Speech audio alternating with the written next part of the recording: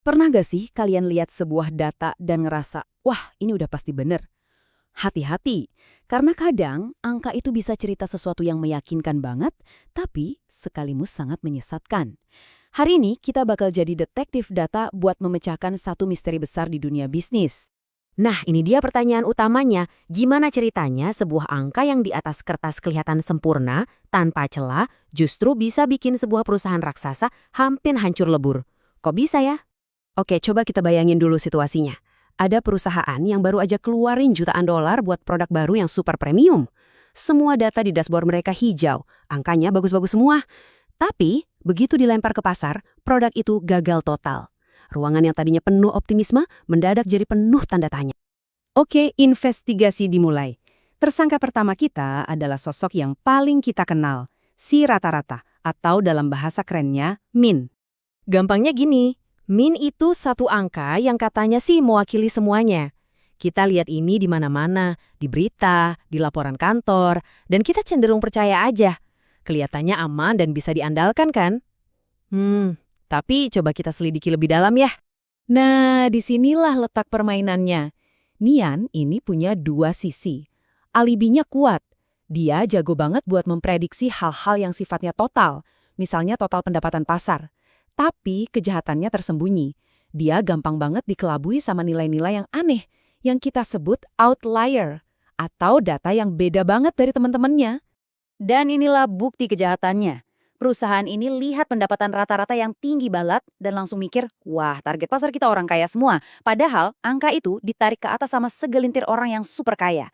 Jadi, terciptalah ilusi daya beli yang mematikan. Produk premium mereka nggak ada yang beli. Kasus pertama terpecahkan. Oke, karena kapok sama median, perusahaan ini ganti strategi. Mereka beralih ke tersangka kedua kita, sang median alias nilai tengah. Mereka pikir kali ini nggak bakal salah lagi. Median ini jadi pahlawan baru mereka. Kenapa? Karena dia itu nilai yang persis ada di tengah. Jadi dia nggak peduli tuh sama si sultan yang super kaya di ujung data. Dia seolah-olah bilang, saya cuma peduli sama orang kebanyakan. Dia bisa nunjukin profil konsumen yang tipikal dengan sangat jujur. Jadi ini poin pentingnya. Alibi median emang sempurna buat ngertiin konsumen yang biasa-biasa aja. Tapi kejahatannya fatal, dia sama sekali nggak bisa dipakai buat ngitung total atau akumulasi.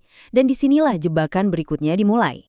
Merasa udah di jalur yang benar, manajer HR dengan percaya diri pakai gaji median buat bikin anggaran rekrut 300 karyawan baru. 3 bulan kemudian, perusahaan kehabisan uang. Loh kok bisa?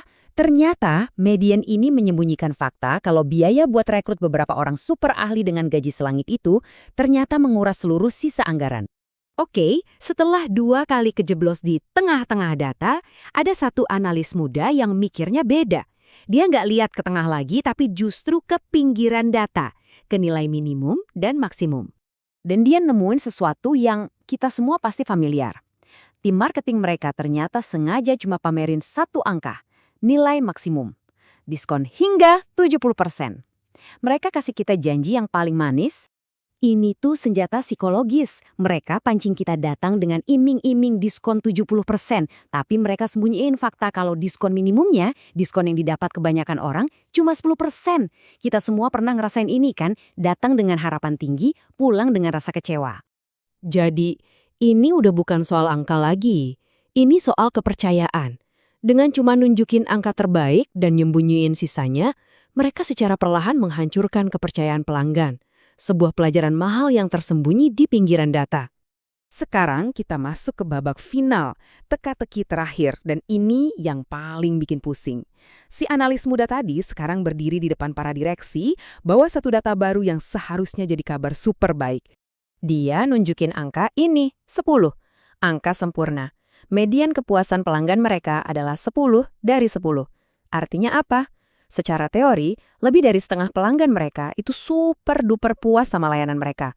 Wah, harusnya mereka pesta kan? Tapi ada satu pertanyaan aneh yang muncul. Kalau mayoritas pelanggan sebahagia itu, kenapa mereka semua kabur? Ini kan nggak masuk akal. Sebuah paradoks. Dan inilah jawabannya. Grafik ini nunjukin churn rate alias tingkat pelanggan yang berhenti langganan yang meroket tajam. Ternyata, usut punya usut ada satu masalah teknis fatal yang cuma dialami sama pelanggan baru. Pelanggan lama yang setia sih aman-aman aja, makanya mereka terus-terusan ngasih nilai 10. Tapi pelanggan baru, mereka datang, frustasi sama masalah itu, lalu pergi secepatnya. Misteri ini munjukin kalau setiap angka, bahkan yang kelihatannya paling sempurna sekalipun, bisa aja lagi menyembunyikan kebenaran yang berbahaya. Jadi pertanyaan terakhir ini bukan buat perusahaan tadi, tapi buat kita semua. Lain kali Anda lihat data, coba berhenti sejenak dan tanyakan, kira-kira kebohongan apa yang sedang diciptakan